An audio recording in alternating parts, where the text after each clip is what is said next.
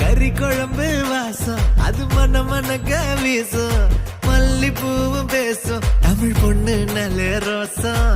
கறி குழம்பு வாசம் அது மன மனக்க வீசும், மல்லிப்பூவும் பேசும் தமிழ் பொண்ணு நல்ல ரோசம். முறைச்சு பார்த்தாலே எனக்கு கேரா